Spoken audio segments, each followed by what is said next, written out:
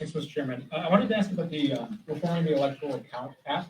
We've heard members, Democrats in both chambers, including leadership, kind of dismiss it as maybe insufficient or not important. But given what the January 6th committee has found, that there made public has been coordination or at least communication between some Republican members in the House and Mark Meadows about finding ways to maybe get around the certification, why would this not be an important step to try to make sure that something like that doesn't happen in the future? I think it is important, but I'm going to yield to our resident expert on the January 6th committee. No, I haven't heard anyone say that it isn't important. What we've said is it's no substitute for dealing with voting rights, which is what we are focused on this week. There will be a time and a place to address the Electoral Count Act.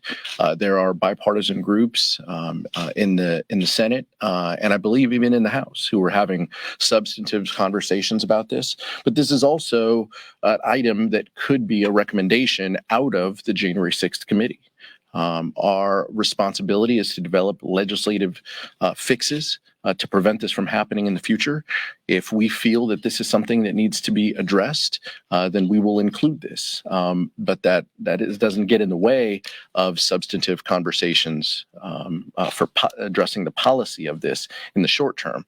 What this means is for this week, this should not be the focus, and we should not give our Republican colleagues an out to let them say that they've solved these issues of voting rights by dealing only with the Electoral Count Act.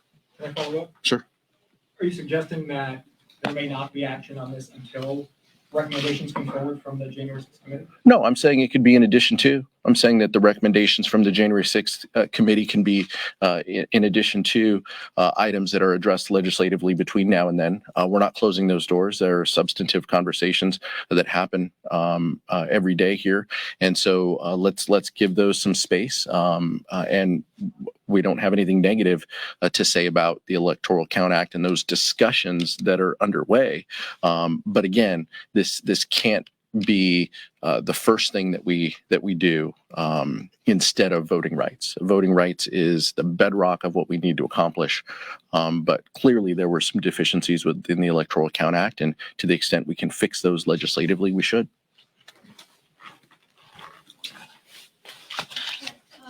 Now that Build Back Better is to install, what are some of the Democrats doing now to address inflation?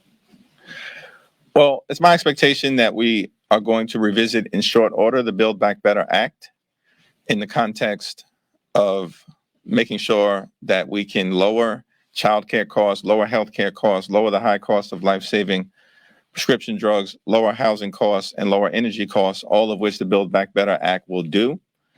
And these are all provisions that, by and large, Senator Joe Manchin supports. It's my expectation that as soon as this voting rights issue is resolved, hopefully favorably, hopefully in the next day or so. But if it's not, we'll always live to fight another day in defense of our democracy, inspired to do so by John Lewis and others, Dr. King, and their spirits. But I do believe that the Senate, in short order, will revisit the Build Back Better Act, and we're going to be able to get something over the finish line in terms of addressing inflation. Today, the Judiciary Subcommittee on Antitrust is holding a hearing on some of the issues in terms of market power and consolidation related to the food industry and meat processors and the dynamics that exist there, because we do believe there's a lot of pandemic price gouging that is taking place that we, under the leadership of Chairman David Cicilline, will begin to expose and elevate today.